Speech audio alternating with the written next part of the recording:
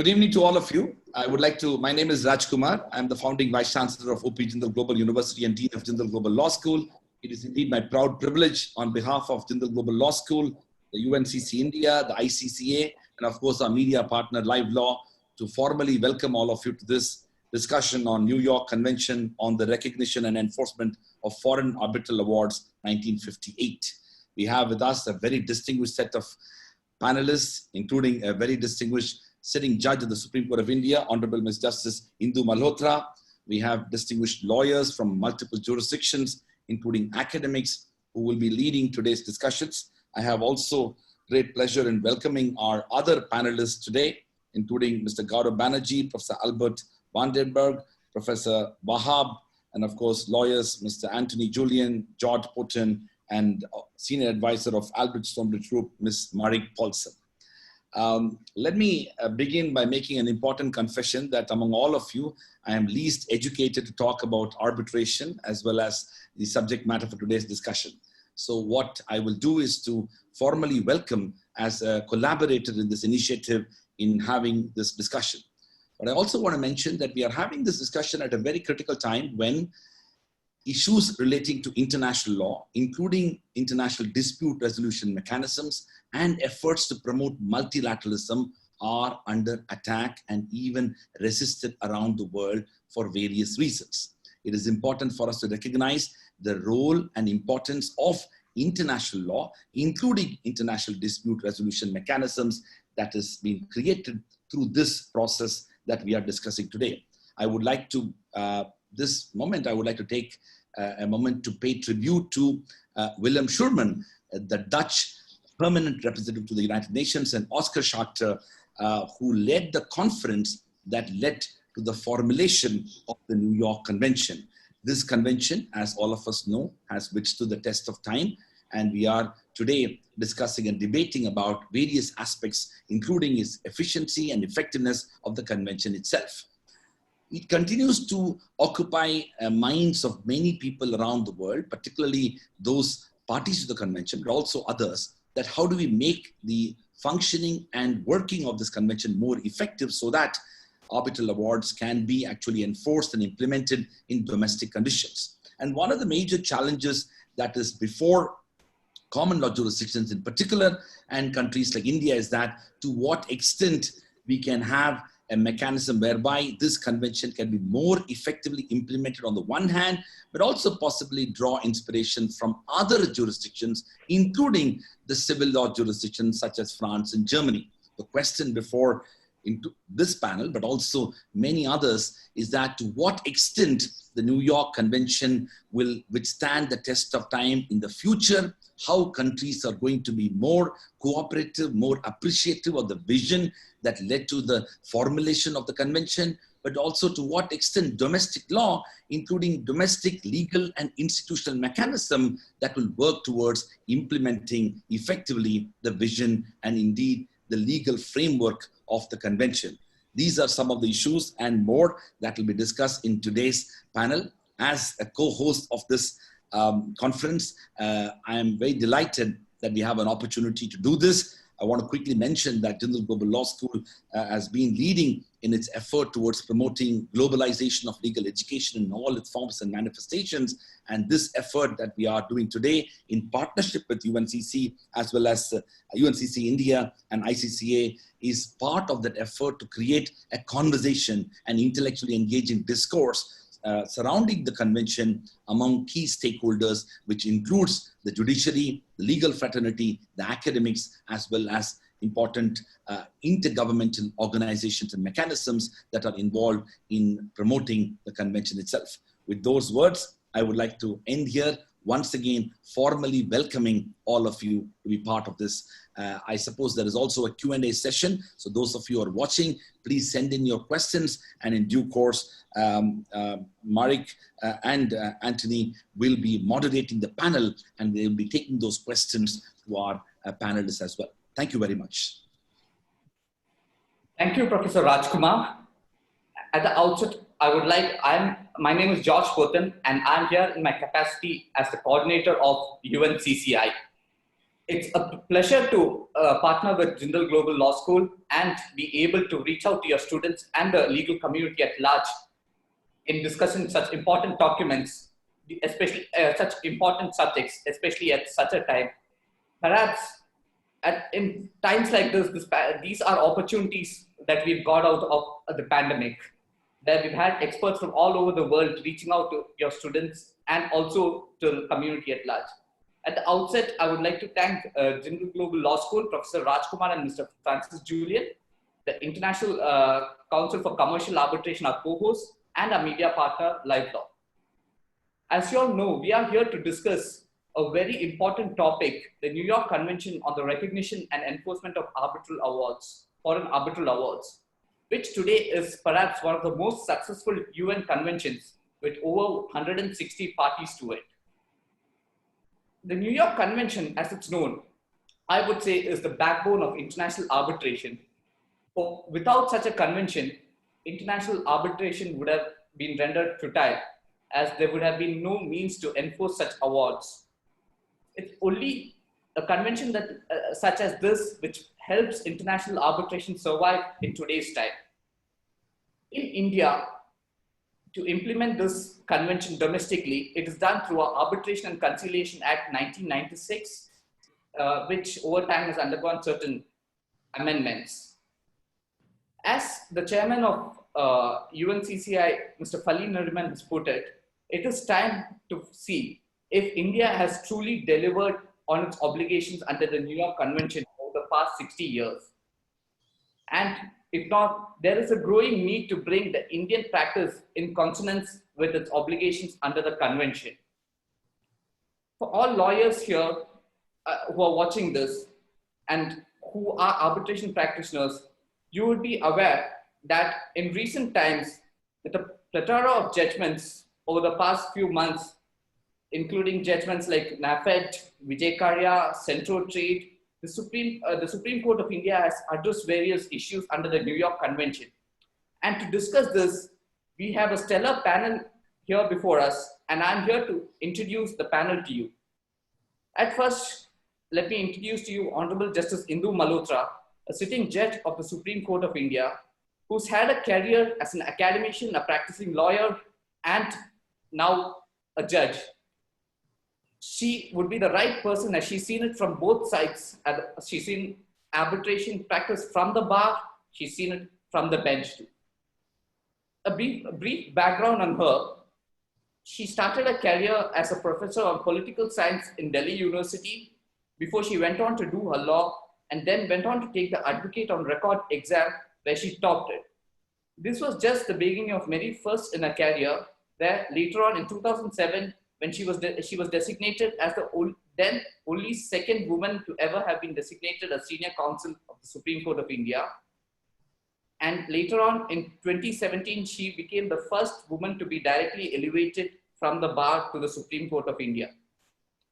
She has had a practice in an active practice in arbitration, where she's acted as a counsel and has sat as an arbitration in both ad hoc and arbitrations administered by various international institutions. That apart, her expertise has been used by the government when she was appointed as a member of the high-level committee constituted by the Ministry of Law and Justice of the Government of India to review the working of arbitration in India and to promote institutional arbitration and suggest amendments to the Arbitration Act, many of which have been incorporated in the amendments. One last thing which I would like to add about her is, she is an author of a comprehensive book on Indian arbitration, which was recently published. And I can't think of too many other judges, or I can't think of any other judge of the Supreme Court who has authored a book while being on the bench. Moving on to our next panelist. I'm introducing the panelists in no particular order, but the next panelist, Professor Albert Jan Vandenberg. Professor Vandenberg is a partner at Anatua and Vandenberg. Well, that's just one part of this. Apart from that, he is on the panel of arbitrators for many institutions, including the ICSID. And I was conducting a study where statistics show that he's one of the most frequently appointed arbitrators as chairman of tribunal in investor-state disputes. He is also an arbitrator on the arbitral tribunal concerning the Bank for International Settlements under the Hague Treaty of 20th January 1930. He's an honorary president of the ICCA and has served as the president of ICCA from 2014 to 2016. He's an honorary president of the NAI, served as its president, its secretary general, was a former vice president of LCIA, a professor emeritus at quite a few universities. It's a huge, if I go on, it's a never ending CV. But coming to today's topic, he is a member of the editorial board of the Global Arbitration Review and was also the general editor for publications of ICCA from 1986 to 2018. He has extensively published and lectured on international arbitration and particularly on the New York Convention, and has founded and maintains a website on the New York Convention for the enforcement of foreign arbitral awards. The website is newyorkconvention.org. For anyone who wants to read more about the convention, please do visit this. Next, we have Mr. Gaurav Banerjee, who we all in India know and whose name is synonymous with international arbitration in India. Mr. Banerjee read law at Cambridge and was called to the bar at Lincoln's Inn. He served as the Additional Solicitor General of India, a position he served with distinction. And in today's time, talking about international dispute settlement, and just as Professor Rajkumar mentioned, for those who have heard of the recent news in the Enrica Lexi case, Mr. Banerjee was the counsel who appeared for India in the Supreme Court, and perhaps which is one of the first judgments on a question of public international law in the landmark case of Republic of India versus Union of India, where the Supreme Court had then held that both India and Italy had concurrent jurisdiction to try the Marines. Mr. Banerjee also serves as the vice chairman of UNCCI. He is a national correspondent for India to UNCITRAL Cloud, and for all practitioners who want to worldwide who want to have a summary of the Indian cases with regard to any of the UNCITRAL texts, including the New York Convention. He has summarized these judgments, which are available on the UNCITRAL website. Mr. Banerjee has also advised the Government of India on investment treaty arbitrations and is advising the government on reforms to ISDS, and has also been represented India at UNCITRAL Working Group 2. I've had an opportunity to having worked with him, also having seen him on the other side, having had the opportunity to learn a lot from his work. Welcome to the panel. Next, we have Professor Dr. Mohammed Abdul Wahab. Professor Wahab is a founding partner and head of arbitration at Zulfikar Partners, a law firm based in Egypt. He is the vice president of the International Court of Arbitration of the ICC, a member of the governing board of ICCA, vice chairman of the ISDS Academic Forum. He has served as an arbitrator, a counsel, and a legal expert in over 200 cases involving parties from jurisdiction across the globe. He was also named in the Hall of Fame Award for African Arbitrator of 2019. From the panelists to moderate the session, we have two stellar moderators for this. And at the outset, let me introduce Mary Paulson, who is based in Bahrain and is a senior advisor at a boutique law firm, Albright Stonebridge Group.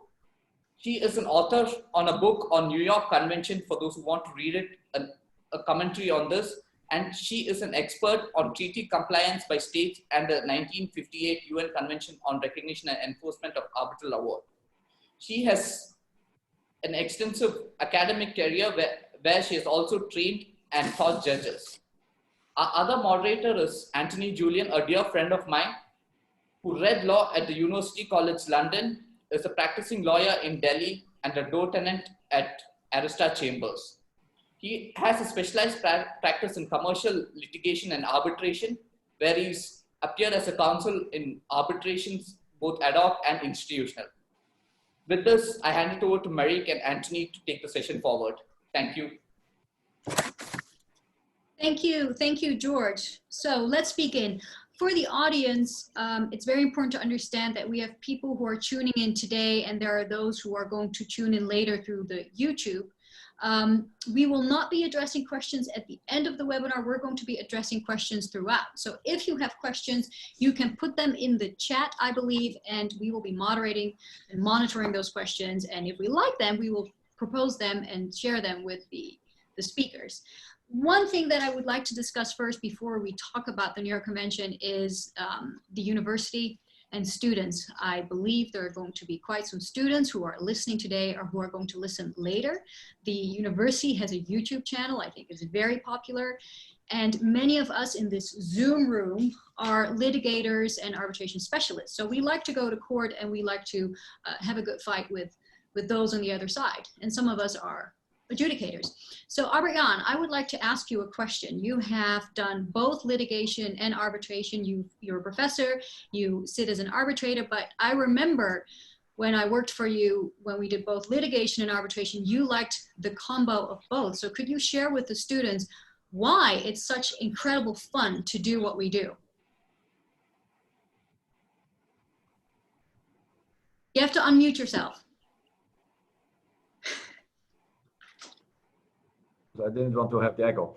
Good afternoon, everyone. Good morning to those who are tuning in from overseas.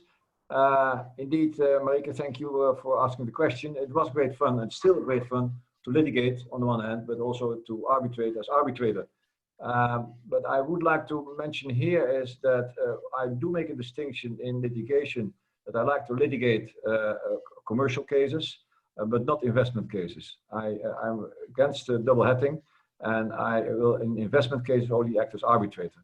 But still, there's also great fun there to be only arbitrator in investment cases. So if you are a student and you are aspiring to become involved in international arbitration, then you should think, in my view, about the numbers, actually more percentages. If you look to the percentage per year of cases, then you will see that 95% of the cases are commercial cases in arbitration. And not 5% only is investment cases. And there's probably already a large number I gave you, but more likely it's less. So if you want to plot out your future, I would suggest start with commercial cases in arbitration. And actually what you should first start, in my view, is commercial litigation in international courts. But that's where you learn the skills. Absolutely, absolutely. I think a lot of young students want to do corporate law or M&A. They think about salaries. But you know what? My father always used to say, what you like, you're going to excel at. And if you excel at it, you like it even more. And the first years are always hard. And I remember being in my 20s, going to court. I loved going to court and doing arbitration because court, my mother always said, if you like theater, this is theater, but it pays better. So please do bear that in mind. Now we're going to talk about a couple of things today. The second half of this webinar, we're going to zoom in on India, no pun intended. But first we're going to discuss something that is a hot topic worldwide. It's the ISDS reforms with what we call the Working Group 3 and UNCITRAL. We talked a little bit about UNCITRAL. UNCITRAL is, for those who are new to this, the trade branch of the UN. UNCITRAL, I guess, has the mandate to monitor international arbitration. They monitor the New York Convention. We have the UNCITRAL model law. We have the UNCITRAL rules. And so somehow something happened. I think that when investors could only go to courts, that's not good. Gunboat diplomacy is not a good thing.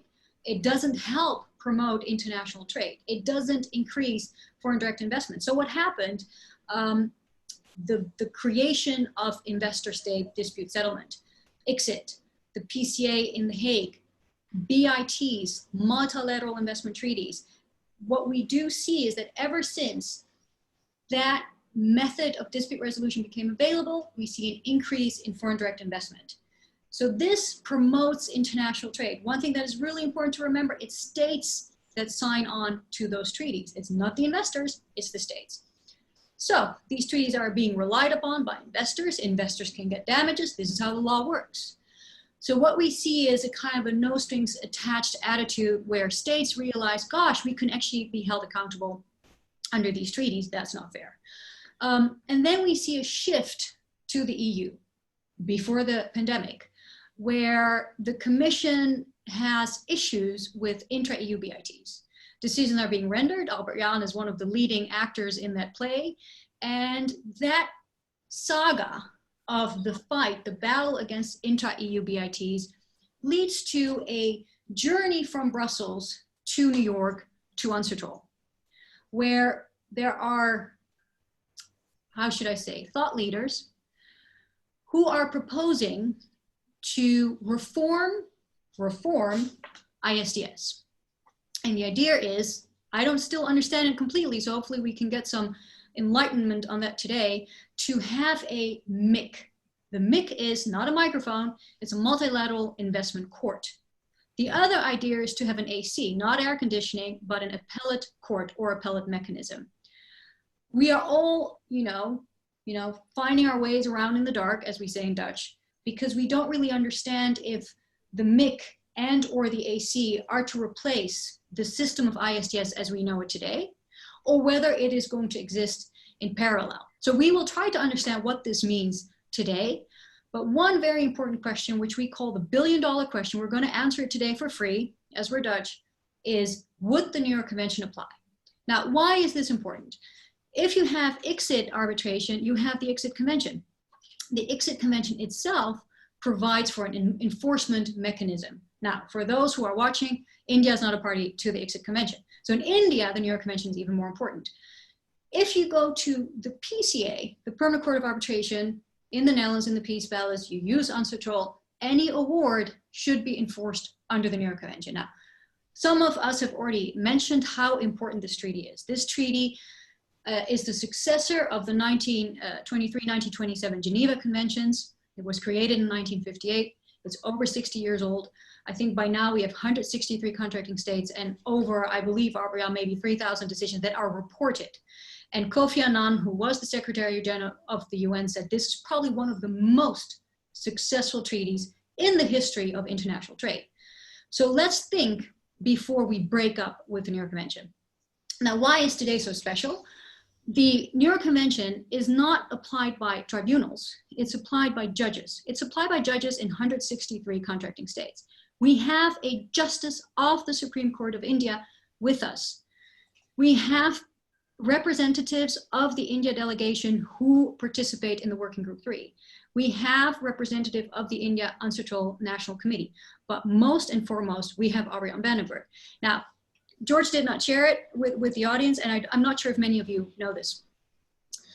You would think that a treaty is created by states, right? You go to the United Nations, you have delegations, and they sit together to disagree about everything.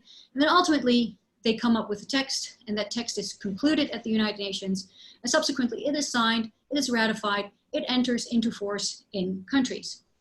In 1958, there were 3 weeks, I believe, in the summer, where delegations came together talking about a new text for the enforcement of awards around the world. And they couldn't figure it out.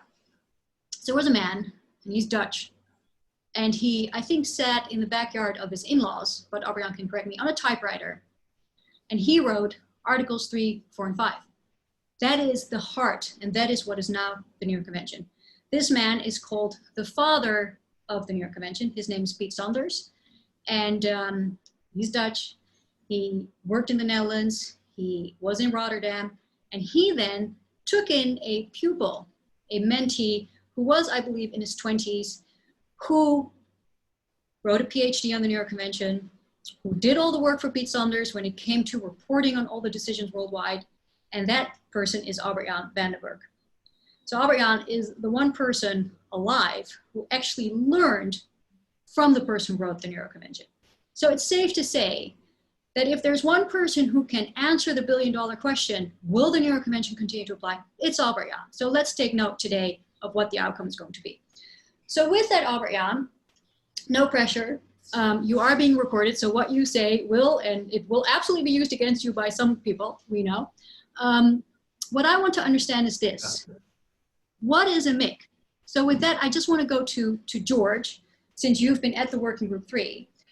This is what I understand. I looked at the UNCITRAL Secretariat documents. I looked at the EU submission to understand what is the MIC. So I understand that not arbitrators, I think we can call them adjudicators, full-time, no outside activities, long-term appointments. I think that, oh yes, I'm quoting from the UNCITRAL Secretariat submissions. The parties to the dispute would have no role in the appointment processes of the individuals composing the panels, and the tribunal would be composed of tenured members. So for George, you've been at these sessions, you are with the India delegation. In your view, today, what is the MIC and what is the AC? Ari, the MIC is a proposed multilateral investment court. The outcome, whatever you read is as per the UNCITRAL documents, but the outcome of it, whether judgments or the outcome of it should be treated as awards, is something which is still being deliberated. Awards under the New York Convention. And that's the outcome of which I think would be in the coming sessions we would get to know. There is a huge demand from countries to treat them as awards under the New York Convention though. Great, so Abrian, you see this, so this is the perception in the Working Group 3. The EU representative, Colin Brown, has said, I'm going to assume that the New York Convention applies, but let's just go back to the New York Convention. There's an article, Article 1, that determines the scope, Article 1.2, that says something about permanent arbitral tribunals. So I have some questions for you. Can countries create a court with permanent members, adjudicators? They are not appointed by the parties, they are not appointed by the claimant, they are not appointed by the respondent. Just because they call that an arbitration, just because they're going to say that this is an award, is that how the New York Convention works? So could you give your interpretation of Article 1 and 1.2 of the New York Convention? You have to unmute yourself. Thank you. It depends. The really basic point is here that there is an arbitration agreement. Whatever you do, whatever you treaty or you devise as a treaty or design as a treaty, you need some way, somehow an arbitration agreement. And possibly an arbitration agreement that complies with the requirements of Article 2 of the New York Convention, if you want the New York Convention to apply. And now, against that background, there's a lot about the legal framework of these appellate mechanisms. But basically, there are, if you look to the US model bid, they have a bilateral appellate mechanism in store, never implemented. They also aspire a multilateral appellate mechanism, also never realized. ICSID had it in 2004. They had a short while. They said, well, look, maybe we should take it up, this appellate mechanism. There was no enthusiasm for that proposal, so they left it also aside. It was only that in 2015 or so that the EU came with this proposal of a multilateral investment accord. And that is probably based on a standalone agreement. Mm-hmm. And you hear that after years other proposals, like an opt-in convention, because opt-in existing 3,300 treaties. It's legally all very confusing, but what the EU tries to promote is an own fully integrated, fully integrated means a first and second instance court to arbitral tribunal, and based on a standalone agreement treaty. Now, if you look to my article on the ICSID convention, sorry, on the ICSID and New York Convention in the appellate mechanism, and maybe I can show it. I don't know whether can I share screens? No. Host is able to share screen. But what we will do, Albert-Jan, on... Yeah, I'll show you, yeah. Okay, whatever. But so what about that? Sorry. Share. Yeah, can you share? We'll share it afterwards. We'll share all the materials. Okay, no, but I can show what is on screen. It doesn't matter. So what it is that you, they have not yet found out or realized probably what it is to have a standalone agreement. Because if you have a standalone agreement, then you can have enforcement provisions in it, but that's only applicable to the parties to that standalone agreement. Third parties, third countries may have difficulties applying the New York Convention to such an arbitral award if it is already an arbitral award. So there are serious questions about the method they use, the legal method they use, or propose to use for establishing MIC. Okay, so just to summarize this, for the delegates to understand. So even if the EU or the MIC and AC proponents say, we're just going to, in this instrument, this multilateral instrument that will create a MIC and an appellate mechanism, or one or the other, even if they say, well, we're going to call this a permanent arbitration court, we're going to call these awards, we're going to call them arbitrators, they can do that in their own convention, sort of define what award and arbitration is.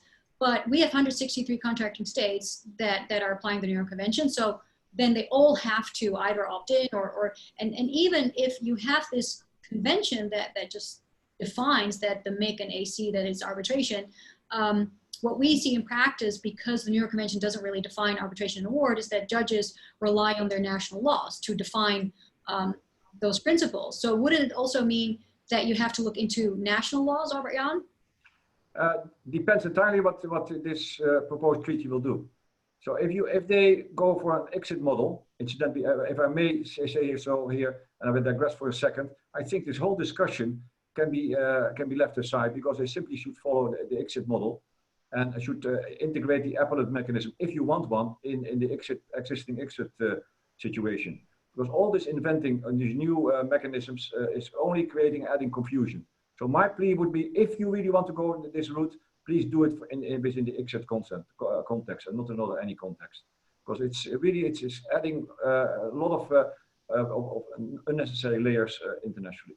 Now, coming back to you, is how it would work in the treaty. It depends what the proposed treaty will do.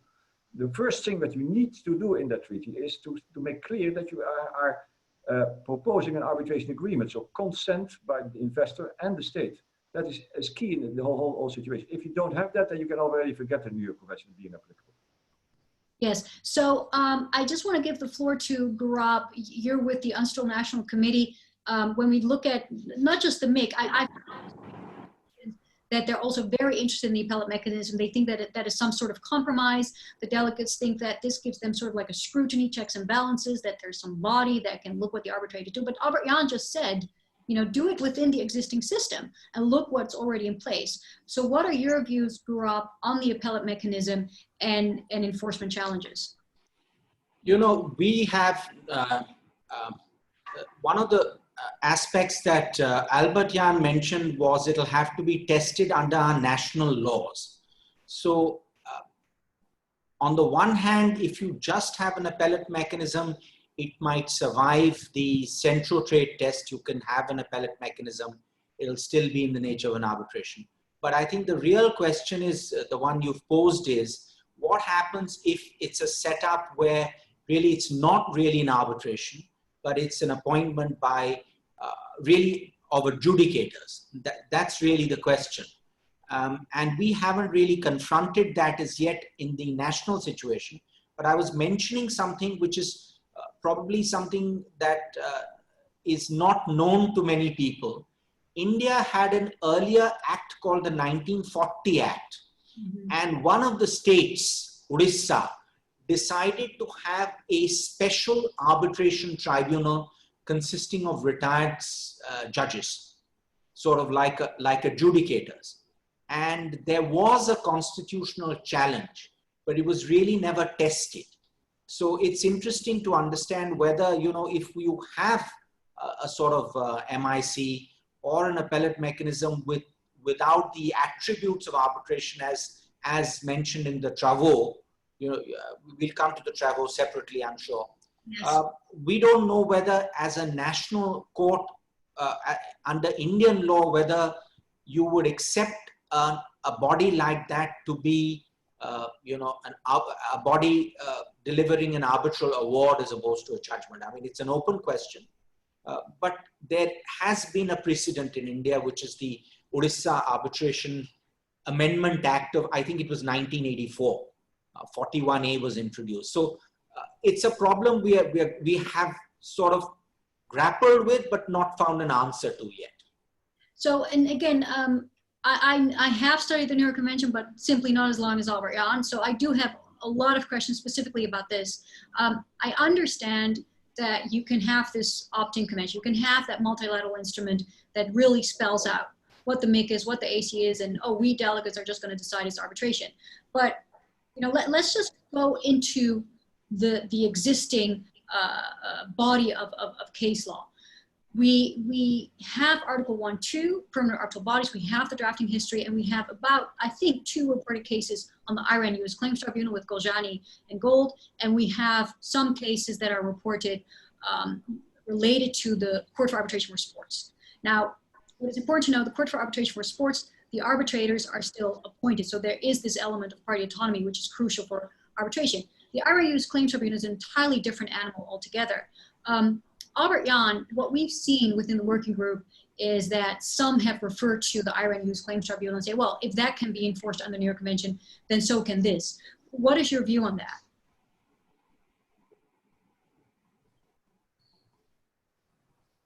Let's break it down. The first point is whether a permanent body satisfies the requirements of party autonomy in the New York Convention. And there's a frequent reference now these days by the EU on Article 1, Paragraph 2 of the New York Convention that refers to permanent arbitral bodies. And I read to you the text. The term arbitral awards shall include not only awards made by arbitrators appointed for each case, but also by those by permanent arbitral bodies to which the parties have submitted. So the background for that provision was basically Soviet area. It was in the context of the Comecon, for the older viewers amongst you, that was a kind of alliance between the former Soviet states. And they had their arbitration tribunals at the Chamber of Foreign Trade. They're attached. And there was a question whether those arbitrators were independent.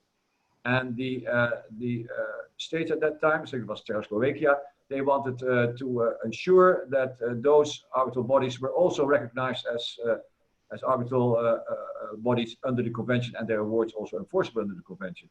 And what they did was they insisted on a provision, and then the other states at the negotiating industry says, fine, if you want to have it in, but we would like to make clear that the submission to those bodies is voluntary. And that is the reason why you have the keywords added in this permanent body language in paragraph 2 of Article 1, which is to which the parties have submitted. That means for which they have made an agreement to arbitrate. So you need an arbitration agreement. So it does not add very much, except for some historical notes. Now, the second question is, what about permanent arbitral bodies? And specifically, should the parties have the right to appoint dire arbitrators, if we may call the word dire arbitrators? I would say not necessarily so. So it may well be that the parties have agreed, also in the treaty, that all the arbitrators will be appointed by a third party. But that is again depending on an agreement of the parties, but it should not be imposed. So what you see then is if you have all arbitrators appointed by a third party, or in most cases an arbitral tribunal, an arbitral institution, that may be helpful in avoiding things which I have now seen in investment state arbitration, and against which I have written some articles. That's about the dissenting opinions and the lack of independence of party-appointed arbitrators in investment cases.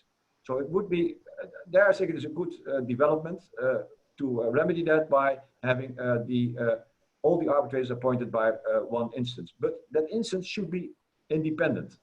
And it should also be have equal representation, more or less. So it should not be the case that one side, for example, the states, could appoint all arbitrators in that body. There you have serious questions about the independence of the arbitrators, and that may in turn lead to a refusal of enforcement of Articles 5.1b and 5.2b, public policy and due process. Thank you. This is so important, and I think that this is really the elephant in the room, that in the Working Group 3 room, the delegates or the proponents of a MIC or AC try to get around that topic. Before all of this happened, a lot of stakeholders in international arbitration have talked about double hatting, they've talked about institutional appointments, they've talked about list procedures. So those who lead in the field of arbitration have already been working on this for a very long time. Like you say, Albert-Jan, the dissenting opinion debate has been researched. Institutions like the PCA, but also ICC, they have lists. Those list procedures work really well. There are all sorts of flavors right now. So if the arbitrators cannot get agreement on, for example, co-arbitrators, the institute can intervene. So we're already working on solutions within the system. my issue with this MIC or AC is that the states, not the states even in the dispute, but the contracting states that want this MIC or AC, they get to decide who the permanent judges are. And that's it. Those are the judges of this court. And these are the judges who will be adjudicating disputes between investors and states, between claimants and respondents. And when a dispute arises, the parties can no longer have any influence whatsoever into who is going to adjudicate their dispute. So there's not even a list procedure. And Fali Nariman, whom we all respect so much and who has done judicial dialogues with ICA in 2013, when he did that dialogue, he talked about sovereignty. He gave a speech about sovereignty, and he said, sovereignty is like billiard balls. They collide often, but seldom do they go in the same direction. And especially what is happening now geopolitically in the world, one wonders how that's going to work. And that's questions that we've had. Even if this is going to happen, who is going to appoint the adjudicators? Which states? Who's going to fund it? Is it going to be in Europe? But my question is still, is this arbitration? If we're going to say, or if a judge is going to say, I see this decision from the MIC, I'm a New York Convention state, even if my country hasn't signed on to this multilateral instrument, I just, they say it's an award. Okay, I'm going to enforce this under, I'm going to say it's a New York Convention award as per Article 1 of the New York Convention. To me, that is opening the floodgates. Then we can actually say that any tribunal in The Hague for any issue, all those judgments can just go to the New York Convention. And I don't think, Albert Jan, that was the idea that Pete Sanders had in mind. And with that, I would like to go to Justice Malhotra. You're a judge. As you know, you're with the Supreme Court. I mean, we're looking at judges in 163 countries, judges who are with the district court, judges who are with state courts, who, as you know, deal with everything. I mean, people like Mohammed, Albert Jan, we get to have this hyper specialization. You have to field everything. If you or judges in your country are faced with an enforcement request of a decision like this, and I know this is a webinar, nothing is carved in stone, we're just brainstorming, but what would your reactions be, or do you have any questions for the experts?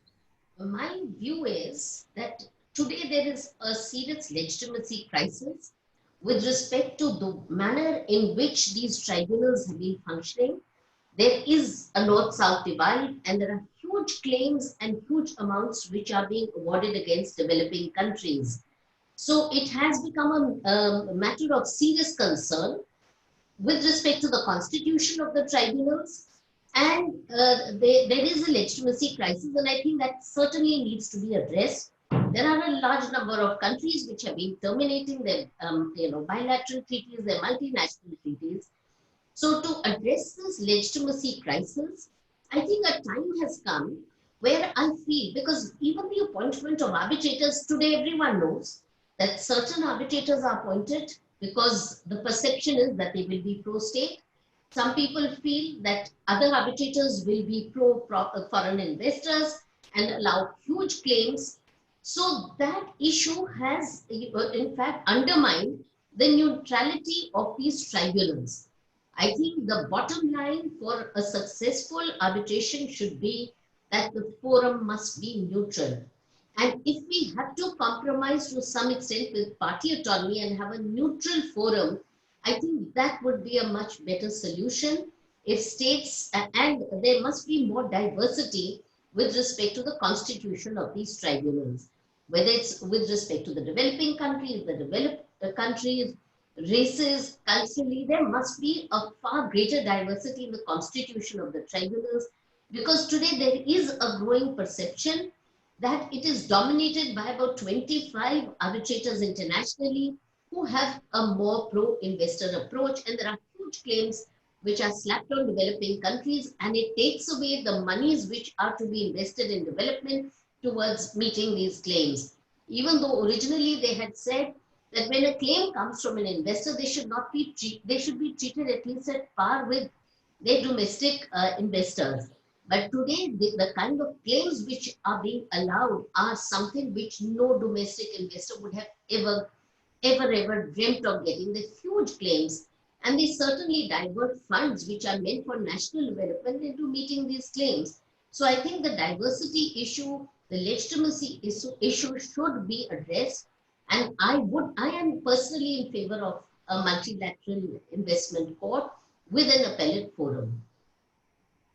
Thank you, Justice Malhotra. I think that diversity, and Albert Jan, you're in the middle of my screen right now, and we all know, I'm just going to say it how it is. I'm Dutch and direct and blunt. You are one of those arbitrators, right, who has been around for a very, very long time, along with some others. One of them is here in my house.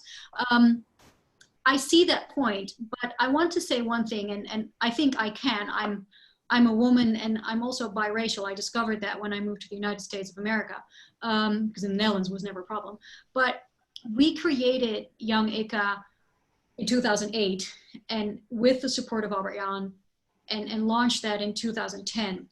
And this was originated in Europe with the support of the then ICA Council. We have 8,000 members. We went everywhere in the world. We created a mentoring system, training workshops, and Mohammed is nodding.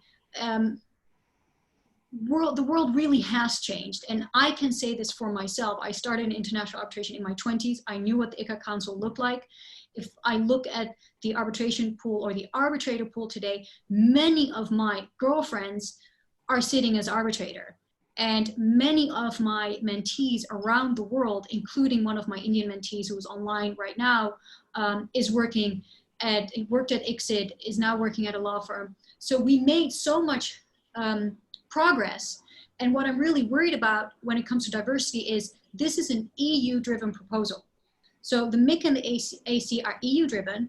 There is a chance that that physical building is going to be in Europe, and that the countries who will probably fund will be the ones choosing the arbitrators. And because of the requirements, they full-time, they can have no outside activities, long-term appointments.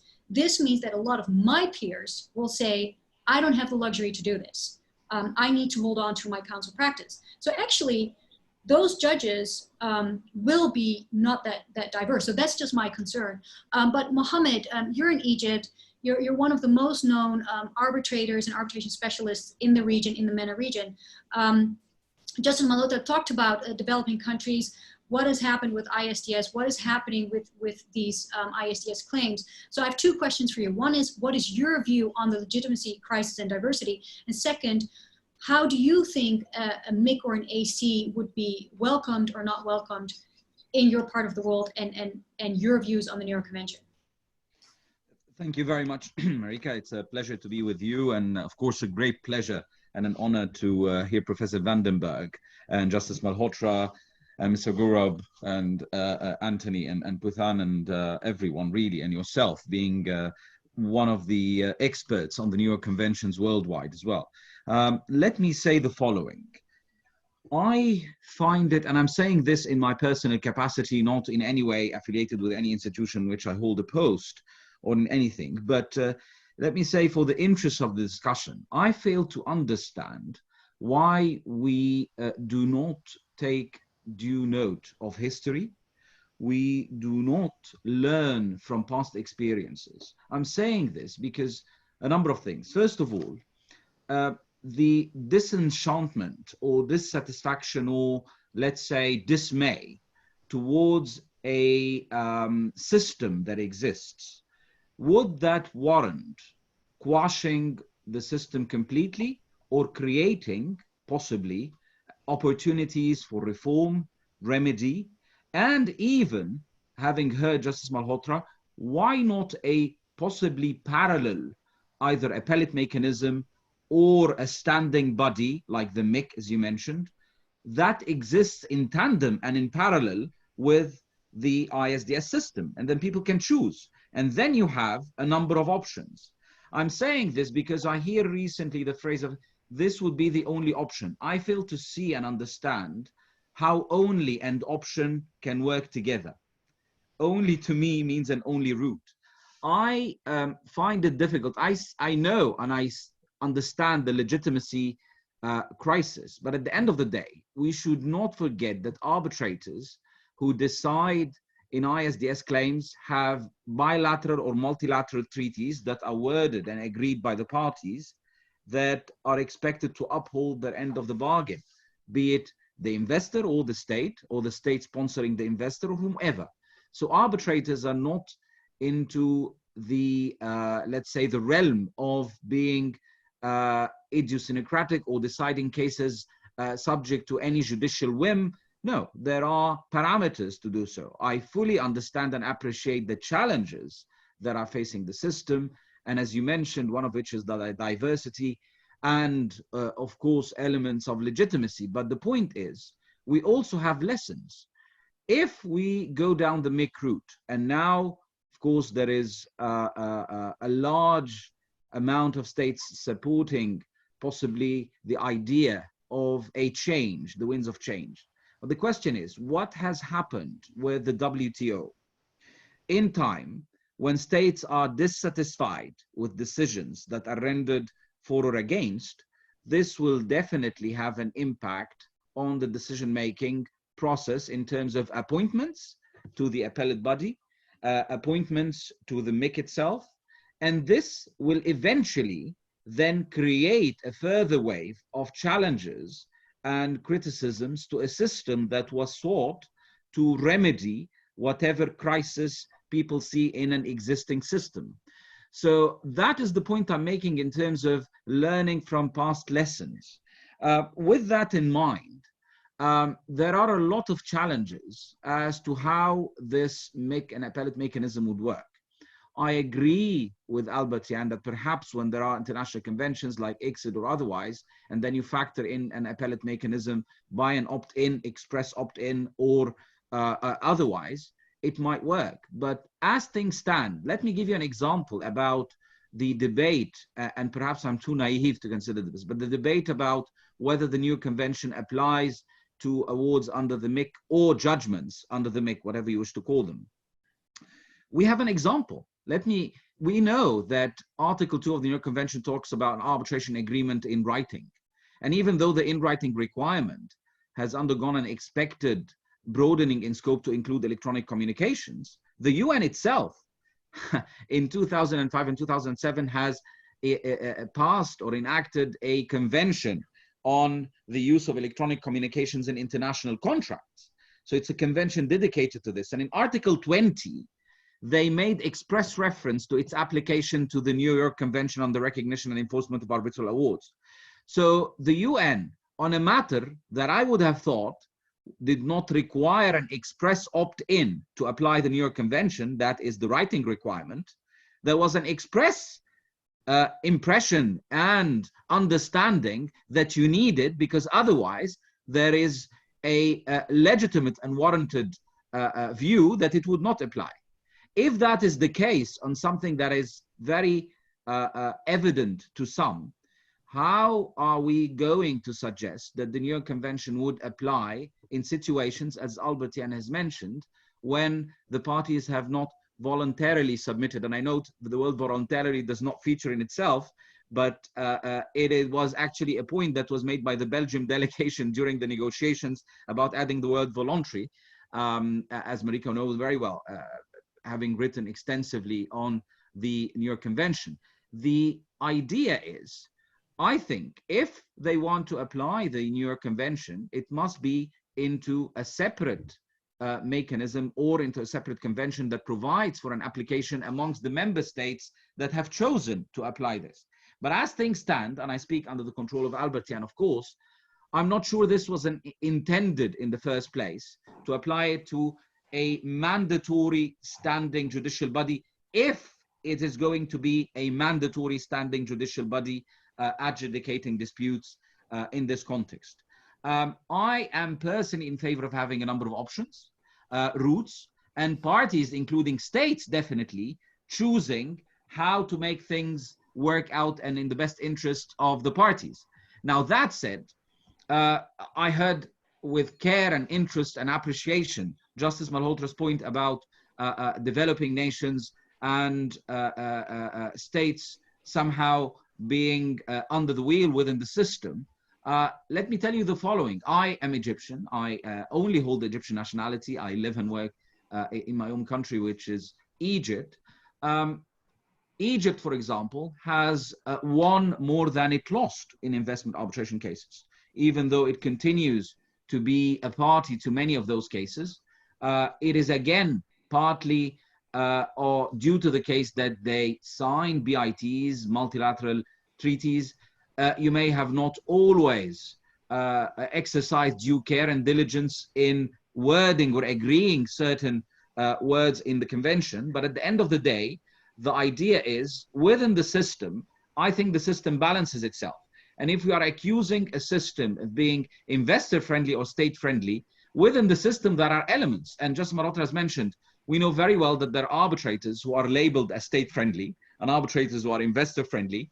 And the system to an extent balances itself with a proper presiding arbitrator in place. But in any event, I don't think that we should dispense with the element of autonomy and choice in terms of adjudicators. And I take note of Albert Jan's point that this choice need not always be direct, but you could have delegated the decision-making about appointments to an institution or to a third party as you deem fit. But then the element of autonomy still exists. If you take out autonomy from the equation and build a system where autonomy does not feature sufficiently to demonstrate consent, in few years' time, in a generation's time, the system will be dysfunctional because there will be further voices voicing legitimacy crisis due to the absence of an express or an implied consent of some sort. Thank you, Mohammed. I think what we learn right now is that there is a lot of confusion, lots of questions, and the devil is in the detail. And I think it's very risky if the Working Group 3 leadership defers those questions to the end. This has to be answered up front, because I do think that the departure from the New York Convention could be a deal breaker. Now, there is a question from the audience. So Albert Jan, you just talked about a lack of independence because this is more like a permanent court. The sovereigns are permanently appointing these adjudicators, and the question is, can that issue not be solved by incorporating such a condition for appointment in the treaty under which the permanent body is being constituted? So if the body does not comply with that condition, it can become a challenge. Albert Jan, what are your views on that? Could the treaty that creates the MIC do something, add a condition on independence? The answer is yes. So what you can do is you can put in the treaty that certain basic rules for the appointment, the parameters, so that, for example, equal representation in the appointment process of investors and states. And if that not be followed, those rules, then you have a situation of refusal enforcement ground, probably 5.1d of the New York Convention. So that's the way. But to go back to an earlier proposition that this would take away the basic nature of arbitration, I don't think so. What it does, the treaty can still be contemplate arbitration, but they have a defect in terms of appointment process. Mm-hmm. And if I may, for 1 second, I would like to answer Justice Malhotra's observations. I agree with you. There are a number of awards which are pretty questionable, and one of the reasons, one is the Teatam versus Pakistan award, where the investor had, I think, invested some 100 or 200 million, and then the tribunal comes out with a monetary award of 5.2 billion, which I find, how is that possible? And there I agree with you. Something went wrong there, and pretty wrong.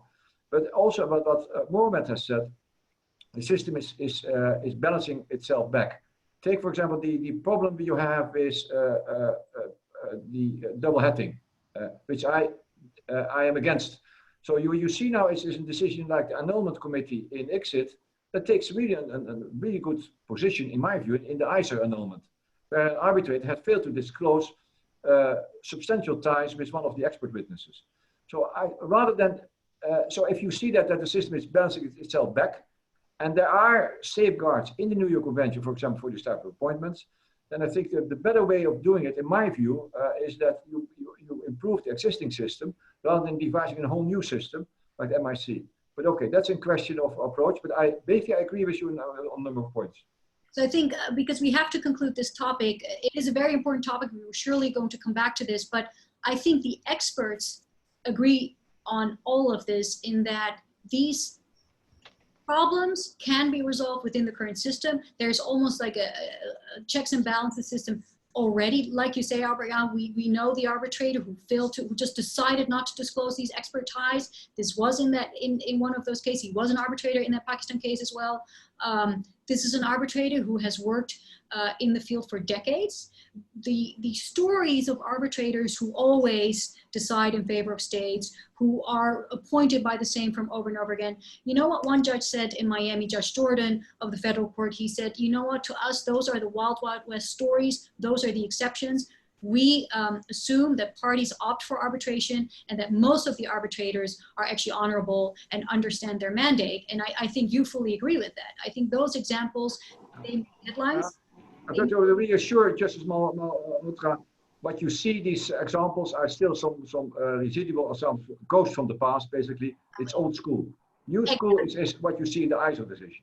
Yes. Decision. That's the new lodestar in our field. So I didn't want to be rude in any way, but what I wanted to say is that the examples of the arbitrators who cross lines are those old school of I don't want to say old generation, but of a different generation. But the current generation of arbitrators, they do an excellent job, and we want to keep that cool. Now, one thing that we do know about, so as George said, in the Working Group 3 room, we want to have an agreement. We want to say that this is arbitration and that the New York Convention applies. But when it comes to judges around the world, that's not always how it works. And Albert Jan, this is what you said in your article. And I think that I want to quote that because it's so important for delegates to understand. All three forms of, in this case, an appeal mechanism, whether it's a treaty, an opt-in, whether it belongs with the MIC, etc., they raise complex questions regarding their interaction. The New York Convention faces a whole host of issues. Definition of an arbitral award, what a permanent arbitral body is, whether an A-national award falls under the New York Convention, whether there is residual application to ICSID awards, whether investment arbitration falls under the commercial reservation, whether the definition of an arbitration agreement in writing is fulfilled, when an award made at first instance is binding under the Convention, and whether the grounds of refusal can be waived. These are just current questions under the New York Convention. If we're going to create a new court to address legitimacy crisis, one thing that is certain is that in 163 contracting states, there will be uncertainty. And I think that will be the takeaway for the Working Group 3. Now we're going to stay in the ISDS space, but we're going to India talking about the commercial reservation. And with that, I hand over to Gaurav. I think you're going to introduce that topic for the audience. So as you know, the New York Convention has an option for a commercial reservation. And India signed on in 1960 with the commercial reservation.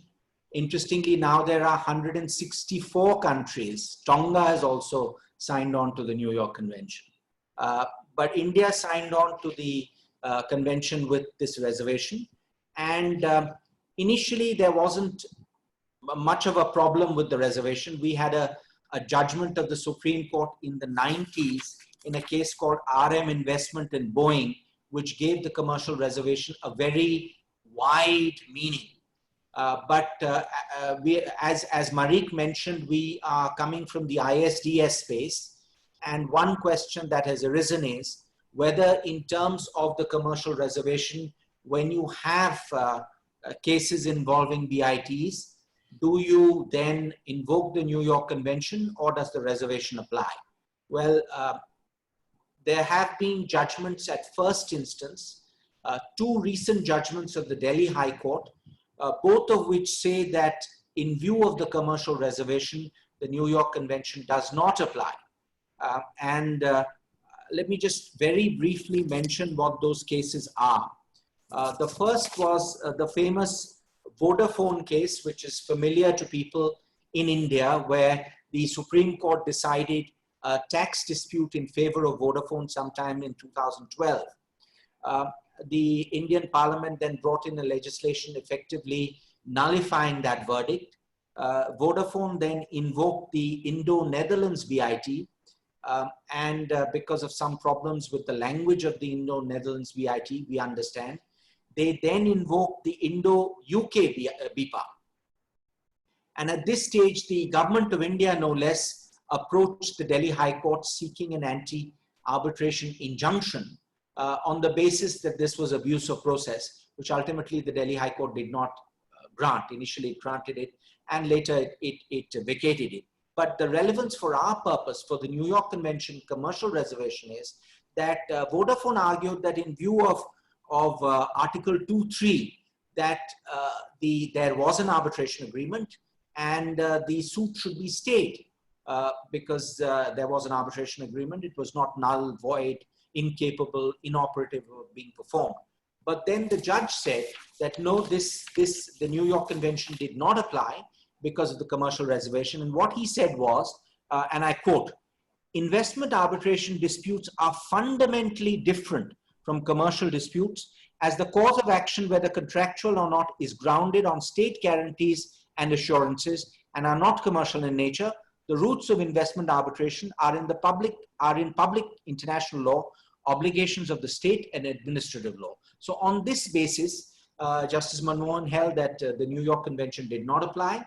There's another judgment, also of a single judge of the Delhi High Court in Khaitan Holdings, which is also a BIT case. Again, interestingly, the government approached the Delhi High Court for an injunction on the ground that the investors were really Indian and not Mauritian. And the injunction was ultimately not given, but the same logic was applied to say that the New York Convention doesn't apply because of the commercial reservation. And so these are two recent Delhi High Court judgments. There's an older judgment of Louis Dreyfus of the Calcutta High Court where the New York Convention was applied, but there was really no discussion of the commercial reservation. So that's on one side, two judgments saying that the commercial reservation applies. On the other hand, there is another school of thought, which is that the word commercial is very wide. The Boeing judgment, which I mentioned, the word commercial has to be judged as per the national law, and the definition of a commercial dispute in the Commercial Courts Act is very wide. And then another interesting fact is that in the model BIT, which India has proposed, with Article 27.5, states that a claim that is submitted to arbitration under this article shall be considered to arise out of a commercial relationship or transaction for the purposes of Article 1 of the New York Convention. So the model BIT tends to suggest that the government of India wants that BIT awards are subject to the discipline of the New York Convention, notwithstanding anything else that the judgments would have said. But then there's a question as to whether this operates retrospectively or not, how much the model BIT will help. So, I mean, in short, this is not a question which has been conclusively decided. It's two judges of two learned single judges. So I'm sure it will travel up further to the division bench or the Supreme Court, and we await really a conclusive judgment of the Supreme Court to decide whether or not the commercial reservation applies. So that's the position as far as Article 1.3 is concerned, and the commercial reservation. Sorry, Anthony. Thank you, sir. So with that, we move on to the second part of today's webinar. So just to give you a very brief introduction on what we'll be talking about in the second part. So as most of you know, Anthony, can I just share something in relation to the reservation before we continue briefly? So, since Mary, just on the point that Mr. Banjir has mentioned, and again in our region, I think it's also very helpful because the commerciality reservation is also a function of the domestic law in accordance with the applicable law of that state, the enforcing state. In Egypt and in many countries in the MENA region, it is of great interest to look into the arbitration laws. Now, Egyptian arbitration law of 1994 has influenced the arbitration laws and shaped many of those laws throughout the region. For example, like the Omani, the Qatari, Jordanian law, and others, they have taken the same almost provision from Egyptian law, which is Article 2, when it gives examples of commercial dealings. And it says whether contractual or not, and makes express reference including investment. So by a legislative sort of criterion, states in our region have made a choice that commercial from their perspective includes investment, be it contractual or not. So just a tour so that we give an insight into other jurisdictions or regions of the world. Thank you. Actually, could I just ask Albert Jan whether he has a view on whether the commercial reservation shuts out ISDS or not? Gurab, may I then start with a question to you? Certainly. Then I will give you my view. So you see that the Article 1, Paragraph 3 of the New York Convention refers specifically to commercial under the national law of the state making such declaration. Correct. Now, assume now in India I have a plot of land, and the government of India expropriates my plot of land. I then think I have my good luck with the Indian courts. I go to the Indian courts and say, look, I have been expropriated by the government of India. Is that dispute commercial, or is it a public law dispute? Is there some administrative law dispute? What type of dispute is it? So the single judge would agree with you and say that that is really not a commercial dispute, but it's a public law dispute. Yeah. And it's a matter really beyond the sort of commercial contractual field. But yeah. I mean, we have a very wide definition of commercial under the Commercial Courts Act.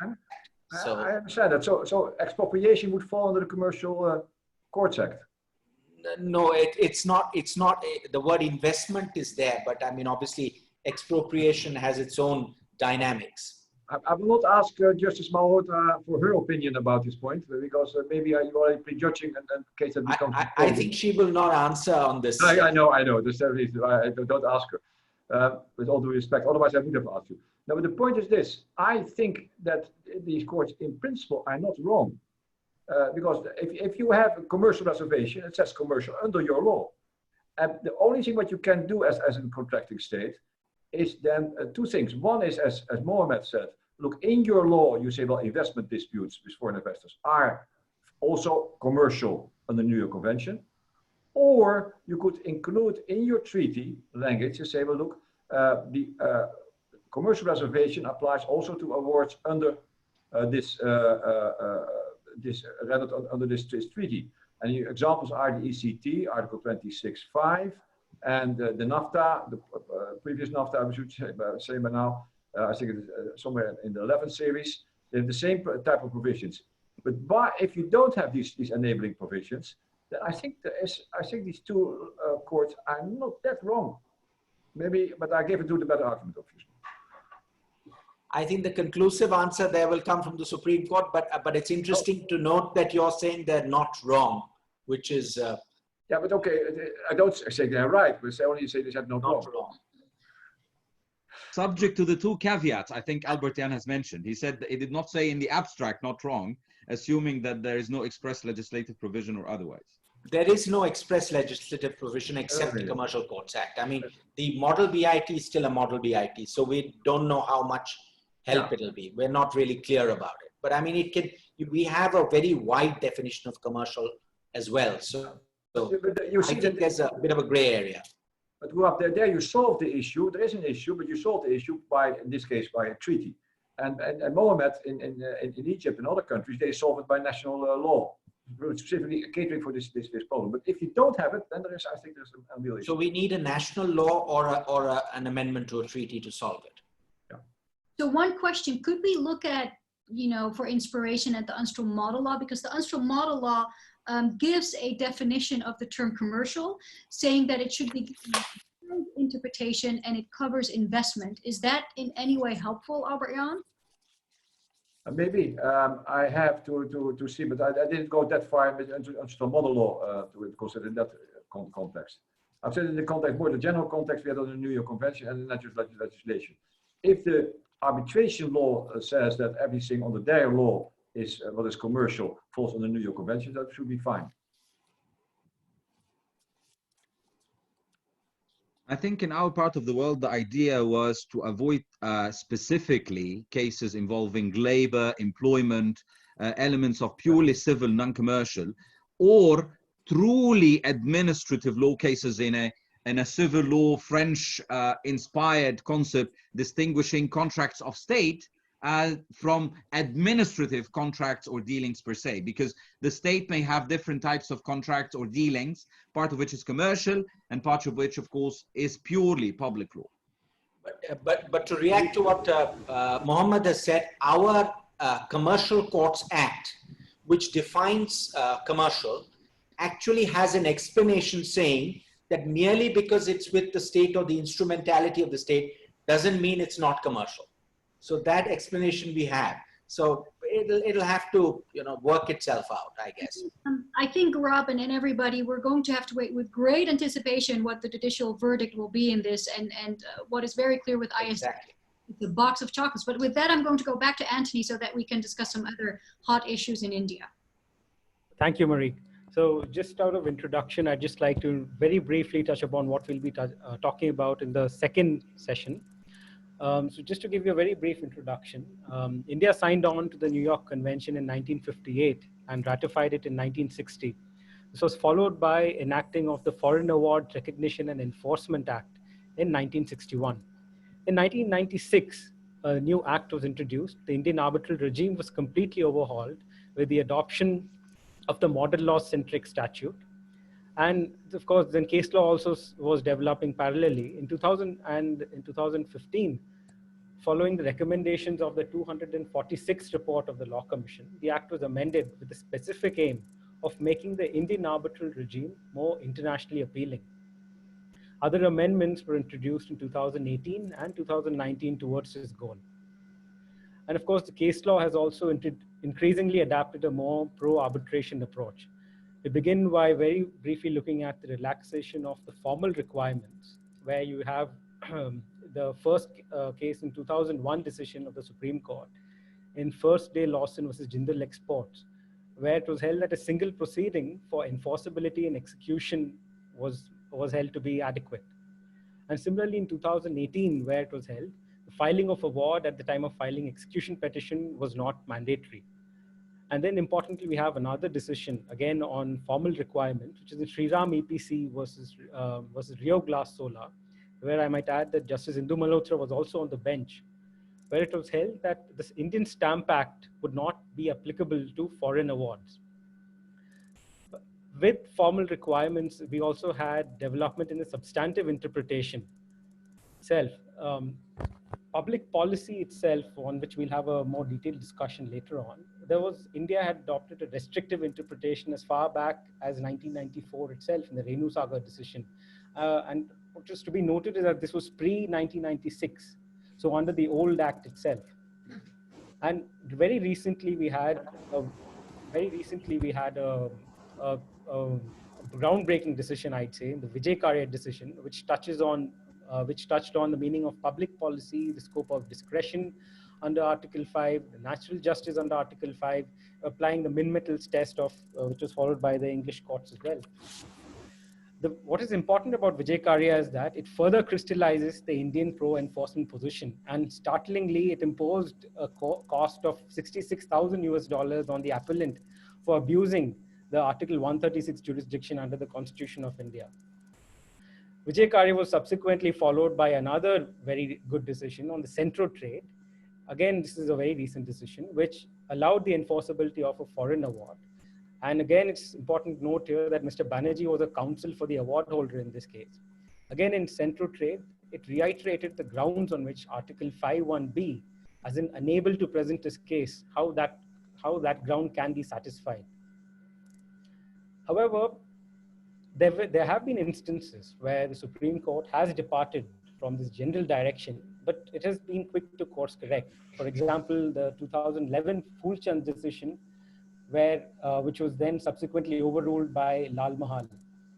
And of course, some would also say that, again, a recent decision in NAFED versus Alimenta is also an example of such a departure. But then I think I'll leave that discussion to Justice Malhotra and Mr. Banerjee for later on today. But considering the general trend of judicial decision, I think I can say with some confidence that India is more and more becoming a pro-enforcement jurisdiction. I think this is best exemplified by the contrasting approaches in interpretation of the scheme of the Act itself. This is best exemplified by central trade decisions in 2006 and central trade decision in 2017, where a question was referred to a larger bench. That is, what is not expressly stated in the act is allowed versus what is not expressly prohibited is allowed. So the earlier bench took a more exhaustive view of the act, whereas the later bench took a more inclusive approach. So on that note, I'd like to put the first question to Justice Malhotra for her views, not only as a well-known practitioner, but also as a judge, on what is the changes in judicial approach to arbitration over the years. The changes in the judicial approach, I think the first most significant judgment was the Balco case in 2012 by the Constitution Bench, wherein the Constitution Bench clarified that the regime for enforcement of foreign awards was entirely distinct from domestic awards, and these were two entirely separate regimes. So that, I think, was the most significant judgment on the Indian arbitration landscape, which completely clarified the position that the entire approach must be as per the New York Convention, and it has to be a pro-arbitration to uphold the awards. That should be the perspective of the arbitral tribunal and the courts when the matter comes here. After that came the 2015 Amendment Act, which has, by legislation, amended the definition of public policy and given it a very narrow, restrictive interpretation that public policy can be invoked only if there are three grounds. One is that it has been obtained by fraud or corruption. The second is if it is in contravention with the fundamental policy of Indian law. And the third is it is in conflict with the most basic notions of morality or justice. So we have legislatively given a narrow and restrictive interpretation in the Act itself to public policy, which is not, I think, available in any other statute. And the same very definition has been replicated even with respect to public policy qua domestic awards. So that was the second significant step or landmark in the Indian arbitration landscape. And after that, there have been a series of decisions, as you rightly put it, Vijay Karya, where the court has defined that what should be the approach and when should, natural justice, what should be the grounds or the limits when you invoke natural justice as a ground for resisting enforcement. It cannot be just that, you say you've not been given a hearing. You will go into the facts and circumstances of the case. You will judge as to whether the party which is objecting was itself remiss in following certain procedural directions. So various, illustrations have been given, and it said only if it is a clear case which has prejudiced a party that even natural justice could be invoked. So that was another landmark judgment, after which central trade has come. The first aspect of central trade is it was a strange kind of an agreement, where in the first instance it was a domestic award. In the second instance, the appellate forum was an ICC arbitration, which made it a foreign award. But the court upheld this hybrid agreement, and they said it's party autonomy which prevails, and they upheld this two-tier arbitration, even though normally a two-tier would remain within the same regime. But that was upheld, and the ground of being unable to represent your case has been further elaborated in this judgment. Then in Rio Glass, we said that a foreign award does not require stamping, it does not require registration, which is applicable to a domestic award. And recently there was another judgment in LMJ Shepherd, wherein the court said that at the section 48 stage, if you raise an objection only with respect to maintainability, then you cannot have a second innings by raising grounds under 48. You have to do it in one proceeding, because an expeditious disposal is what is the bottom line of disposal of enforcement of foreign awards. So by the series of judgments, I think there is today, I can say with pride, not a single foreign award has been refused enforcement by the courts in India. Now coming to the judgment in NAFED, I want to make it clear, NAFED is not a judgment under the 96 Act. It was under the 1961 Foreign Awards Act, which was repealed by the 1996 Act. So one can't really look at that. And of course, the judgment rested on the ground of public policy, which was not narrowly defined under the Foreign Awards Act. It was open-ended. But in my view, there were serious natural justice violations in as much as one of the parties was, the arbitrator was permitted to act as counsel before the Board of Appeal. They did not permit NAFED to have any legal representation. And thirdly, the Board of Appeal, sua moto, without even a prayer, went and enhanced the award on its own. So there were serious natural justice violations. But I do agree that was not the ground on which the award was refused enforcement. It was on the public policy ground. But that was under the 1961 Act and not 1996 Act. So that's broadly the perspective of the judgments which have been passed by the Supreme Court today. Mr. Banerjee, I'd like you to request you to respond to that, because I believe you also have some strong views on, especially on the NAFED judgment. Let me not respond on NAFED, but let me say that, you know, the judge has summarized the law very, very well in terms of the change in the last 10 years. And I want to mention something which is a little off topic. And I think particularly for those who are listening in of a younger generation, I don't think the younger generation realizes how far we have moved to a positive pro-enforcement scenario. I mean, there were cases in the 70s and 80s and even until the 90s, which if you think about today, I can mention, for instance, ONGC versus Western Corporation of North America, 1987, where despite an ICC award, the Supreme Court passed an injunction preventing a US company in the US from enforcing an award. I don't think such a situation would even, you know, cross the mind of an Indian judge today. I mean, we have moved massively from the 80s onwards. I mean, there were cases in the 70s where there was a ICC clause in Paris, but the Supreme Court permitted a suit to go on in Calcutta. So I think what comes from Balco and the subsequent judgments, and I'll comment on NAFED in a moment, is that there is a sea change. And the 2015 amendment, and we'll discuss that more in detail on the question of what is the scope of public policy. There's much to be said. Maybe I'll reserve my NAFED comments for that, rather than respond in any different manner. I mean, in one line, if I can say to Marik and our friends from abroad, we have come a long way. But I think, Gaurav, when you asked the question, what is the scope? It looks like in India, it's answered. And it looks like it's okay in India. We were there with ICA in 2013. There was a lot to discuss. Okay, so yes, should I then answer the public policy? Okay, yes. So what has happened is very interesting, and a little bit of history is interesting.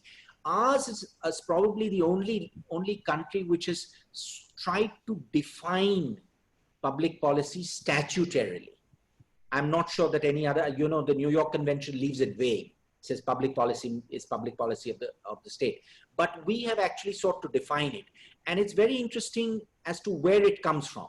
So Justice Malhotra mentioned, and Anthony mentioned Renu Sagar. That was the first case in which there was an attempt at defining public policy for the purpose of the New York Convention. And the Renu Sagar case had a three-pronged test. The first was fundamental policy of Indian law. The second was interests of India. And the third was morality and justice. So interest of India was very vague. So it was dropped in 2015 because it's a very vague test. Fundamental policy of Indian law has been sought to be explained in a couple of judgments. Essentially, fundamental policy of Indian law seems to be not just breach of a statute. It has to be much more fundamental than that. One example which has been given is ignoring a judgment of the Supreme Court. But so that's one test. The other is more interesting. Most basic notions of morality and justice. This phrase is there in the Law Commission report, and some of you will know of this US judgment, which is quoted often, Parsons and I think it's Parsons and Whitmore, 74 judgment, which is quoted all over the world. So that uses that phrase, and that has been explained as something which is really egregious, shocking the conscience. So we actually have a statutory definition of public policy, and it's very, very narrow. And we've got an explanation which we brought in 2015, which says you cannot review the merits, which is blindingly obvious, but you know, it's also there. So overall, the public policy defense, as in 2013 at ICA, is very different from the position as in 2020, where you've got Vijay Karya explaining it. You've got Sanyong, which is an Indian case, a domestic judgment explaining it. So we've tried very, very hard to narrow the defense and try and rein in the unruly horse. And I think, you know, it's a difficult task, but we, you know, obviously, you know, when you have a situation where something happens, and that's my comment on NAFED, where something happens, which is just, you know, it's difficult to swallow. And what happened in NAFED, I mean, hard cases make bad law. It's difficult to swallow the natural justice points. And then perhaps it would have been easier to not enforce the award on the basis of Article 5(1)(b). But it so happened that the judges went down the public policy path. And you may say that maybe they may have got it wrong on the facts, but they've re-emphasized the Renu Sagar test. So I think the law has not shifted. So So actually, it's interesting because it is true, Gaurav, that a lot of us are talking about Parsons, but actually I, for example, in my book have referred to your cases and the ITA, the ILA conference in 2002 in Delhi. But Albert Jan, you and I have talked about this a couple of times. There are all these, you know, commentaries about public policy and national and international and narrow and broad. And then there's a supranational, which I think came either from Switzerland or France. Remember, it's sort of floating up there somewhere. So under the New York Convention, what would your recommendation be how we need to understand public policy? Okay, let's first eliminate a creation by some law professors in Switzerland and France, that is the supranational public policy or the transnational public policy. That is something that may be useful in certain contexts in investment law for use cogens, but leave that aside. So the basic distinction these days for terms of New York Convention is domestic public policy and international public policy. And what it is that international public policy covers a stricter field, a smaller field of violations of public policy than domestic public policy. And the idea is here is that domestic public policy can arrange the domestic relationships better, whereas the object of international relations is different and may have a smaller field, which it has. So to give you an example, if certain countries do not allow an arbitral award without reasons, but nonetheless, if an award comes for enforcement from a country where awards without reasons are permitted, then those countries will apply the narrower international public policy and say, well, look, this is not such that we would forbid enforcement in our country for this foreign award. And also subject matter limitations. For example, in the United States, where securities for a long time could not be arbitrated. Then they decided in the United States that securities are arbitrable if they are in international relations, not in domestic relations. So you see the smaller field of the public policy matters. Now, what it is, if you look to the cases in practice, it is very rare that a case succeeds under the New York Convention in refusal of enforcement on the New York Convention public policy defense. It's really rare. I don't know whether NAFED, if you want to discuss that, Gaurav, I saw you some want to take back a little bit on NAVET case. NAVET case is a 1961 case on the 1961 Act, which I understand implements the New York Convention. So it is an application of the New York Convention. Right. Yeah. Yes. But that's one of the rare examples, I would say, that it went wrong in the arbitration. I agree. So it is there. As I understand the NAVET case correctly, but help me if I'm wrong. It was decided on the public that it violated public policy, these export provisions. That is correct. Yeah, and so, but there was an additional point as mentioned by Justice Malhotra. That's about the arbitrator in first instance who became counsel on appeal, which also I find rather objectionable. But that was not the point decided by the judge. It was they already stopped the buck at the public policy violation.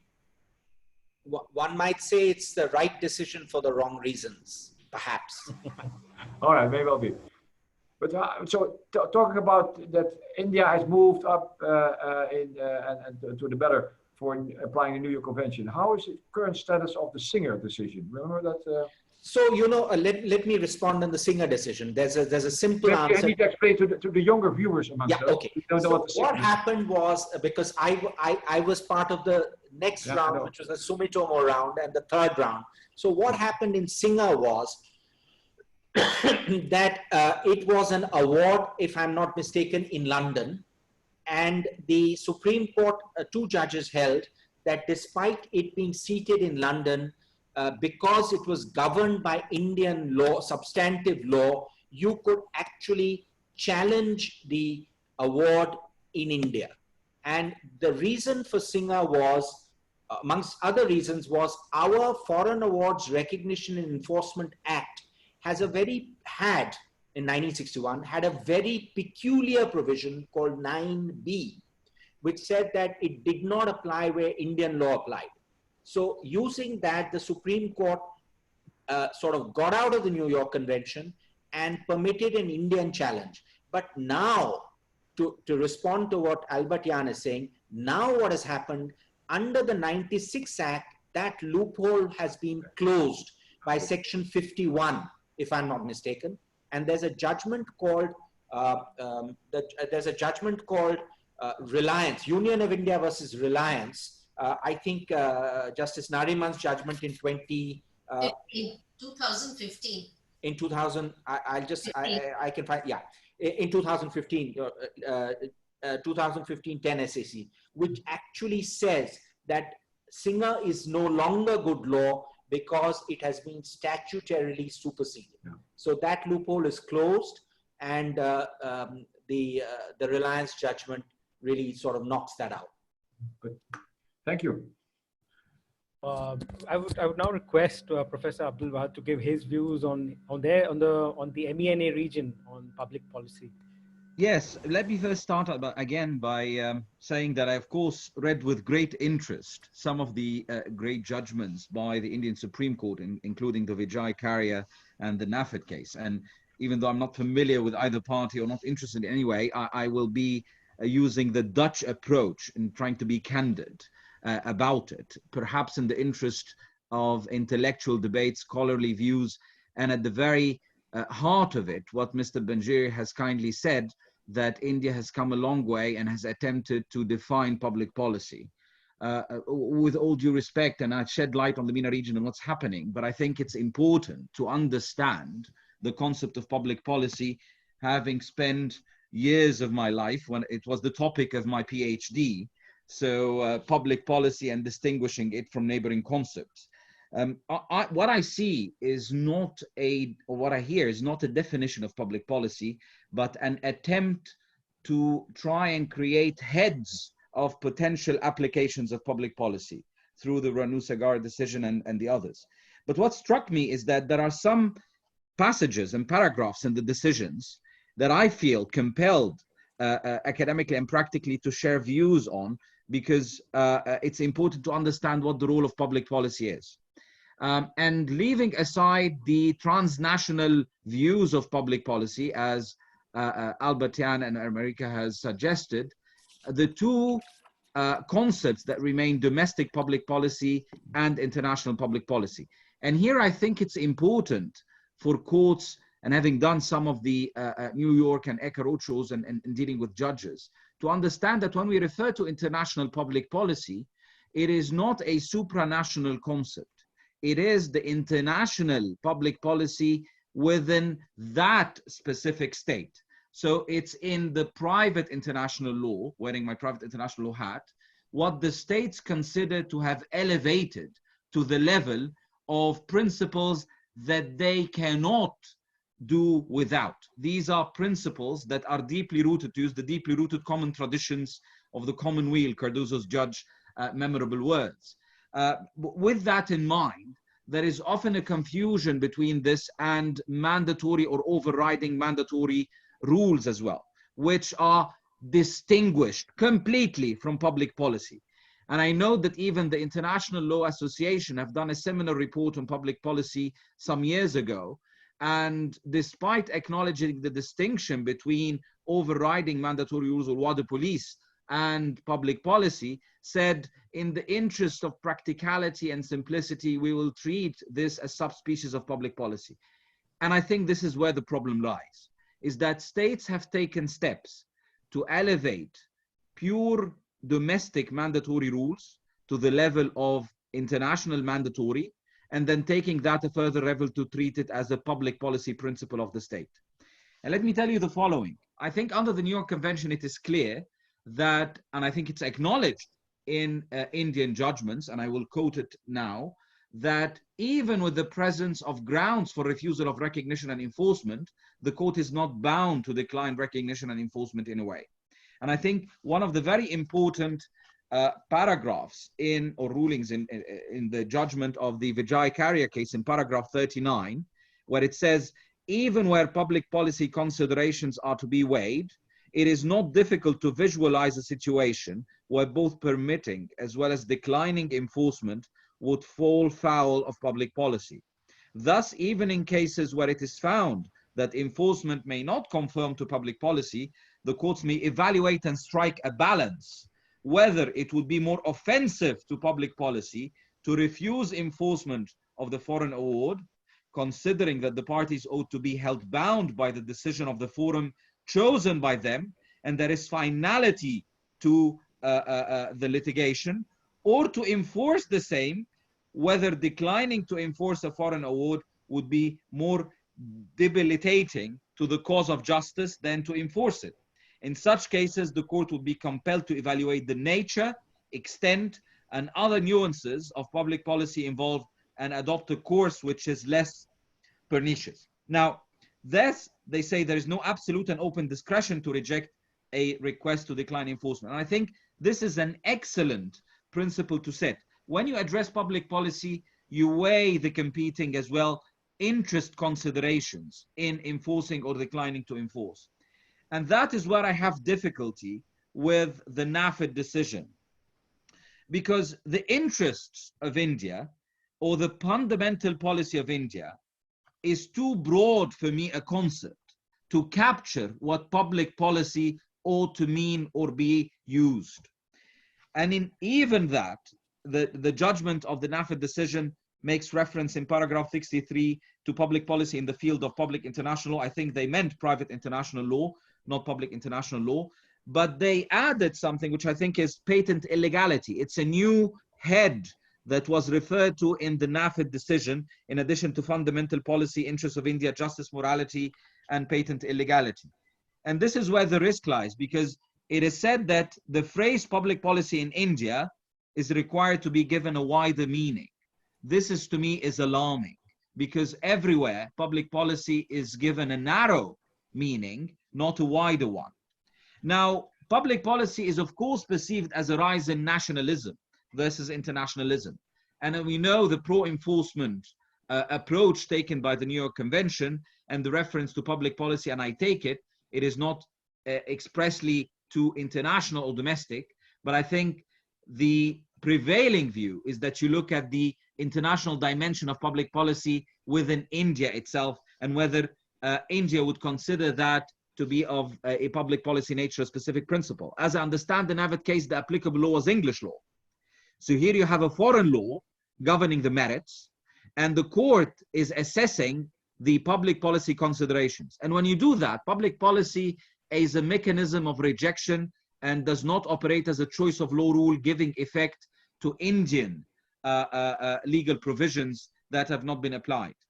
And the difficulty I have, just to mention and then briefly touch upon this, is that at paragraph 36 of the NAFID decision, the court makes a reference to the award be said against justice when it shocks the conscience of the court.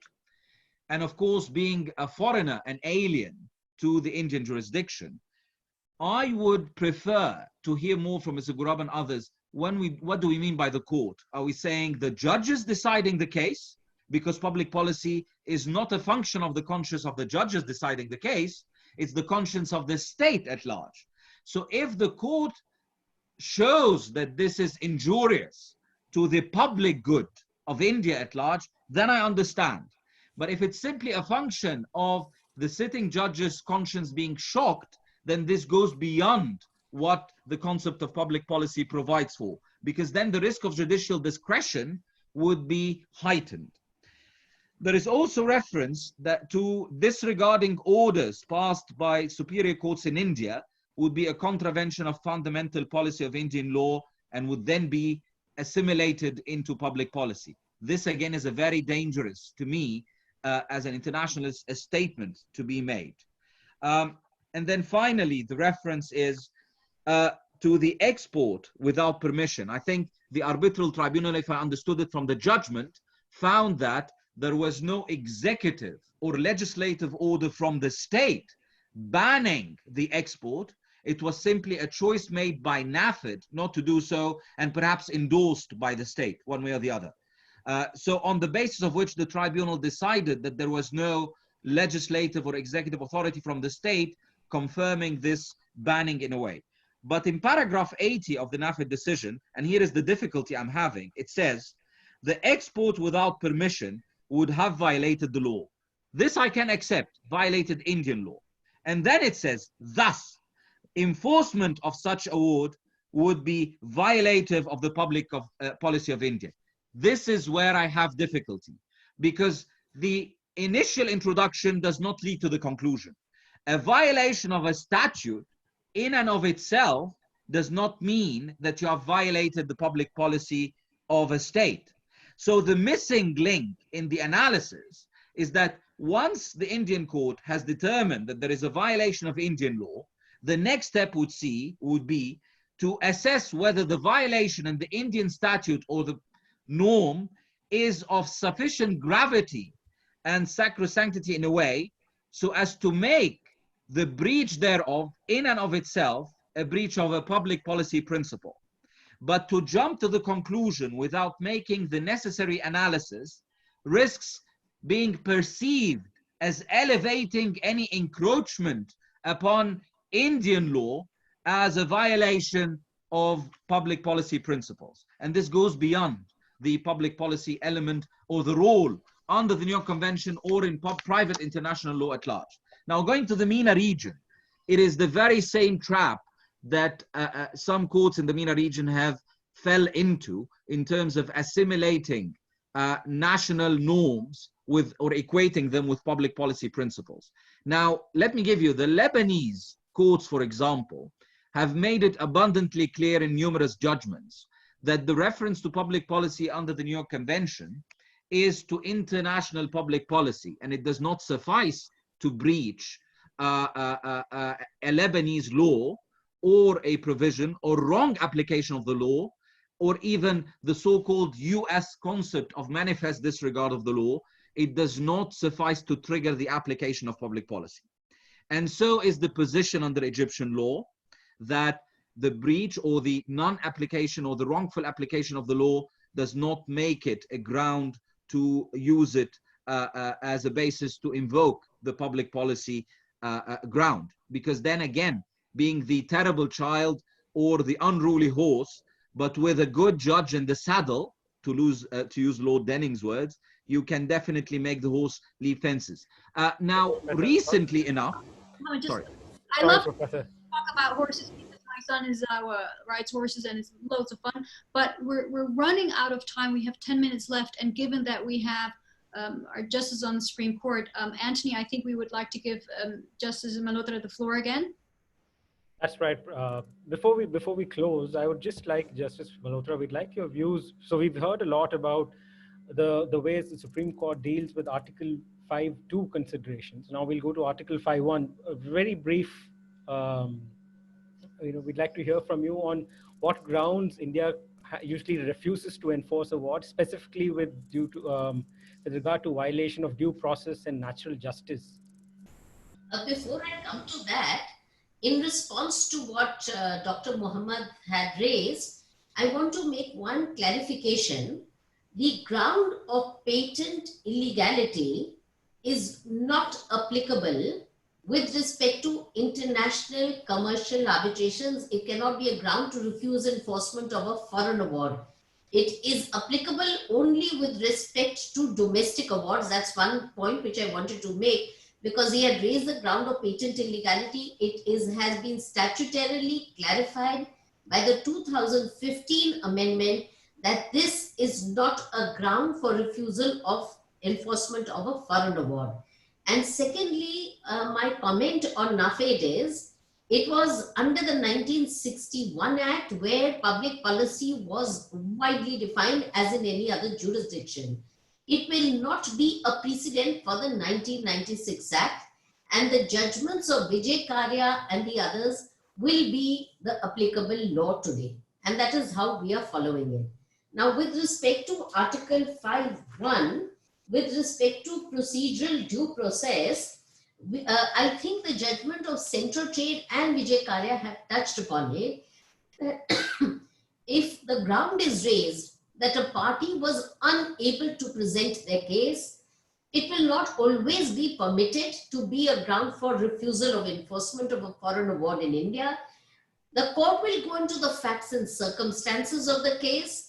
They will see that whether the conduct of the arbitrator was such that he completely shut out the evidence of one of the parties when it can be a valid ground, or was it dereliction on the part of the objector who refused to comply with certain procedural directions and file documents and his evidence, etc.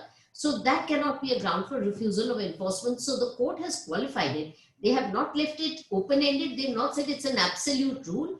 They have qualified it and said only if it is made out in the facts and circumstances of the case that serious prejudice was caused and the conduct was prejudicial to him being able to present his case, that the natural justice principle can be invoked for refusal of enforcement.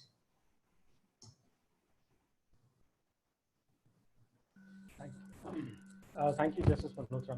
Before we close, I'd just like Professor Vandenberg's views on the may-shall discretion under Article 5. What is the global position on it? I will just respond before Professor Vandenberg comes in. Insofar as India is concerned, in the Vijay Karya judgment and in PEC, there are two judgments, recent judgments of the Supreme Court, where it has been clarified that the power is discretionary and the court may refuse enforcement, not shall. Even if a violation is made of any of the grounds of Article 5, which are incorporated in Section 48, even if a ground is made out, the court may still direct the enforcement of the award. The refusal is an exception and it has not been done in any case under the 96 Act. Could I just mention two things before Professor Vandenberg? One is that in the may-shall point, Justice Nariman relies, amongst other things, on Professor Vandenberg's 1981 PhD thesis. And the second thing is, what is very interesting about the Vijay Karya judgment is, all other authorities say that it's discretionary, but where to use the discretion and where not to use the discretion has been clarified by Justice Nariman in the Vijay Karya judgment. Albert Jan, because this is the second $1 billion question, and I see a smile on your face. You've already been quoted by the Supreme Court. Who are now involved in the case, and we have endless discussions about may and shall. I don't know if you know this, but there are a lot of webinars taking place, and one of them was with Neil Kaplan, and Emmanuel Gaillard, who said you don't want to understand the New York Convention, and given that I am obviously loyal to you, that made me a little bit angry, and we know that you do understand the New York Convention. So a very quick question to you: is may, does it mean shall, or is may? May means shall. Let me explain. So if you say may refuse enforcement only if, read the introductory language of the first paragraph of Article 5 of the New York Convention. You will see it says may only if. I see Justice Malhotra also takes the text, very good, I agree. And if you see that everybody agrees on one interpretation. The interpretation is that you may not refuse enforcement on grounds other than those listed in Article 5.1 of the New York Convention. So this is what it is. It signifies may refuse only if. It says that the grounds listed below in A to E are the only grounds, exclusive grounds. Now that's, everybody agrees on that interpretation. That was also the whole idea when they drafted the convention in 1958, to convey the idea it is an exhaustive list. The real question that comes up, is also a second interpretation possible, in addition to the first interpretation? Is the second interpretation that may only if only means that a judge has the residual discretionary power to refuse enforcement or not in the case a ground for refusal is present? And there I disagree. Because if you look to may only if language, it's difficult to say that it's discretionary language. If the convention wants us to convey the message that something is really discretionary, look to Article 6. May, if it considers appropriate. That's the language where they use for discretionary power. They make it clear. The other point is this, is the linguistic point. From the, if you look to the equally authoritative texts, the French text is in no way permissive. And I don't understand where Professor Gaillard comes from. Maybe he has to go back to high school to figure out what French language says. But I understand from Professor Meyer and the other ones that is not permissive language. So maybe he doesn't want to understand the New York Convention. But also look to the Spanish text, look to the Chinese text and to Russian text. They are far cry from what is permissive language. And if you then look to the history, the legislative history, it's also no way clear, nobody discussed that in 1958, that it would be discretionary language. So this is all made up after, under the influence of the French, which apply in discretionary power outside the convention in the 1980s. Then it went up by distinguished counsel in the US, and then a number of other countries, of course, in other countries also copied it. But I think it is once wrong, always wrong, apparently, in these court decisions. So, Abrian, because I wanted to give you the opportunity to react to what somebody else said about you when you weren't there, so you did that. However, this is Pandora's box, those two that little word may. Maybe, no pun intended, I think when the world is back to normal, we just need to go back to India and do another judicial dialogue because, first of all, it's lots of fun, but then we have maybe some more days to drill deeper into this. We're running out of time, so with that, I would like to give the floor to Gaurav to conclude. Well, we have run out of time, though we've not run out of topics. It is my great pleasure as the Vice President of UNCCI to thank the Jindal Global Law School, Professor Rajkumar, and Mr. Francis Julian. I thank our co-hosts, Ika, the fellow panelists, all my fellow panelists. It has been a real learning experience for me. The moderators, Marique and Anthony, thank you for taking us through this path. Our media partners, Live Law and Rashid, and above all, thank you to the audience for sparing 2 hours on a Saturday. Thank you very much, and we hope to see you soon in less interesting times. Thank you. Thank you.